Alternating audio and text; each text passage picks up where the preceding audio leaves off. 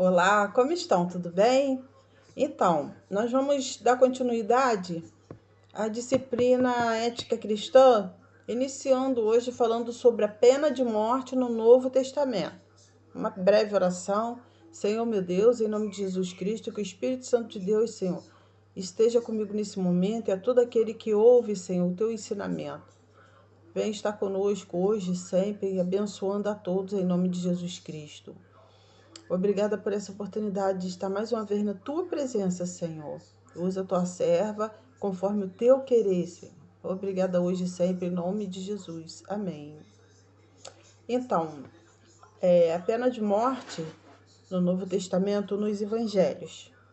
Cumprindo a lei, passa despercebido o fato de que, em todo o decurso do ministério de Cristo na terra, ele trouxe uma nova aliança de Deus com o homem. Uma nova doutrina de amor e graça salvadora, ao mesmo tempo em que se cumpria a lei de Moisés. Assim, ele deu respaldo à pena imposta pelo Sinédrio, quando diz: ouvistes que foi dito aos antigos, não matarás, mas qualquer que matar será réu de juízo. Eu, porém, vos digo que qualquer que, sem motivo, se encolerizar contra o seu irmão, será réu de juízo. E qualquer que chamar a seu irmão raca, será réu de sinédrio. E qualquer que lhe chamar de louco, será réu do fogo do inferno. Mateus capítulo 5, verso 21 e 22. Pena mais rigorosa, sem dúvida, ser réu de juízo. É o verso 21. Para o homicida, era ser morto também. Êxodo, capítulo 21, verso 12 e 14. Na lei de Cristo, para ser réu de juízo, não precisava ser um assassino, mas até quem se colerizasse contra o seu irmão, Jesus deu respaldo à pena capital, ao mesmo tempo em que mandou amar os inimigos, em Mateus 5, 44, e dar a outra face a quem bater numa. Lucas, capítulo 6, verso 29. Tudo deve ser entendido à luz dos respectivos textos, no contexto. Jesus ministrava ensinos de amor, justiça e paz, como regra geral para seus seguidores.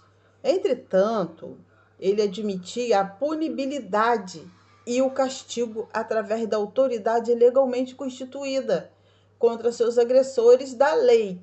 Jesus não doutrinou contra a pena de morte. Ele mesmo submeteu-se a ela, cumprindo toda a lei. Você vai ler ali em Mateus, capítulo 5, verso 17, e também em Gálatas, capítulo 3, verso 13. Além disso, em Êxodo, capítulo 20, verso 13, o verbo matar, de não matarás, no original corresponde a matar dolosamente. O episódio da mulher adúltera, em João 8, capítulo 1, verso 11, desse episódio, tem se apropriado os críticos de pena de morte, argumentado que Jesus, ao invés de apoiar os acusadores, antes perdoou a mulher, livrando-a consequentemente do apedrejamento previsto em lei. É necessária uma leitura mais demorada do texto. Primeiro foram os fariseus que trouxeram a mulher. Eram acusadores. Mas onde estavam as testemunhas exigidas pela lei? Todo aquele que ferir alguma pessoa, conforme o dito das testemunhas, matarão o homicida. Mas uma só testemunha não testemunhará contra alguém para que morra. Em Números, capítulo 35, verso 30, segundo a lei, dizia que deveriam ser condenados à morte o adúltero e a adúltera. Em Levíticos, capítulo 20, verso 10, mas só trouxeram a mulher. Se Jesus houvesse aprovado o apedrejamento, seria acusado de parcialidade e descumprimento da lei. Logo, o mestre cumpriu formalmente a lei, não aceitando acusação ilegítima, e aplicou soberanamente a lei da graça e do seu sublime amor, não condenando a pecadora, mas exortando-a a deixar o pecado. Em Atos dos Apóstolos, no capítulo 5, vemos o caso de Ananias e Safira, sua esposa, ambos fulminados um após o outro por terem mentido, usando de falsidade ideológica num ato indigno de apropriação indébita do dinheiro que não lhes pertencia. Caso isso voltasse a acontecer, só Deus sabe quantos seriam destruídos. Notemos que Deus aplicou a pena capital através dos apóstolos, fato que não voltou a ocorrer na igreja primitiva. Certamente isso aconteceu para mostrar que os praticantes de pecado dessa natureza são passíveis de juízo, caso não se arrependam. Então, eu estava fazendo essa breve, repassada, e aí vem nas epístolas, que é doutrinando sobre as relações entre cristão e Estado, o apóstolo escreveu: toda alma esteja sujeita às autoridades superiores, porque não há autoridade que não venha de Deus. E há respaldo bíblico para a pena de morte, não como regra, mas como exceção, devido às suas falhas, erros e fraquezas, e também leniência, por opção, por decisão nacional, por consenso, etc. O sistema judicial de várias nações evita a pena capital e arbitra, então, pela perda da liberdade dos delinquentes, a prisão temporária ou mesmo prisão perpétua, visto como não se executa logo juízo sobre uma obra. Por isso, o coração dos filhos dos homens está inteiramente disposto para praticar o mal. Eclesiastes capítulo 8, verso 11. Então, você pode conferir ali em Isaías 26, versículo 9 e 10. Então, nós vamos agora iniciar falando sobre o cristão, a eutanásia e o suicídio, tá bom? Vamos lá. Um crente em Jesus está na UTI e os médicos concluem que não há mais solução para sua doença. Todos os esforços são inúteis. O que fazer? Continuar com o tratamento para sua doença?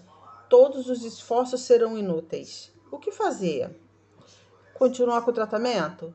Desligar os aparelhos? Muitos têm recorrido ao suicídio, como se fosse uma porta de emergência para escapar da dor.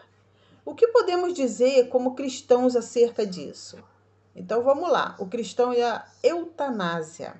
Vocês sabem o que é eutanásia, né? Eutanásia é quando a família ela concorda com os médicos para que aquela vida que está sofrendo e não pelos médicos não há mais solução, né? Então eles concordam que o médico retire os aparelhos ou aplique uma injeção para que a pessoa venha, dar fim à sua vida, porque não vai retornar mais, certo? Ou, alguma coisa parecida. O que significa? A palavra eutanásia vem de dois termos gregos. Eu, com significado de boa, e thanatos, tá? Eu de eutanásia, eu de boa, e thanatos, que significa morte, boa morte. Do que resulta o termo eutanásia sugerindo a ideia de boa morte. Tal conceito é aplicado aos casos em que o médico, usando meios a seu dispor, leva o paciente à morte misericordiosa, pondo fim ao seu sofrimento. A eutanásia ativa é aquela em que o médico, a pedido do paciente ou de familiares, através da aplicação de algum agente, um tipo de agente, substância, medicamento, levando à morte, o doente, evitando o seu sofrimento. Há quem defenda essa prática sobre o argumento de que não se deve manter artificialmente a vida subhumana ou pós-humana vegetativa e que se deve evitar o sofrimento dos pacientes desenganados, com moléstias prolongadas, tais como câncer, AIDS e outras. O posicionamento bíblico. Não matarás, a Bíblia diz, não matarás. É em Êxodo capítulo 20, verso 13. Daí a ação do médico, tirando a vida do paciente, equipara-se a um assassinato, a um homicídio. Tradicionalmente, se reconhece que a eutanásia é um crime contra a vontade de Deus, expressa no Decálogo, e contra o direito da vida de todos os seres humanos. Lemos em 1 Samuel, capítulo 2, verso 6, o Senhor é o que tira a vida e a dá, faz descer a sepultura e a faz tornar a subir dela. A vida do homem não lhe pertence, recebeu-a para administrar e deve fazê-lo como bom administrador ou mordomo, a fim de, no futuro, prestar contas ao seu legítimo dono, Deus. Há a possibilidade do milagre.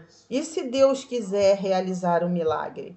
A fé passa por cima de todas as impossibilidades. Ora, a fé é o firme fundamento das coisas que se esperam e a prova das coisas que não se veem, porque por ela os antigos alcançaram testemunho.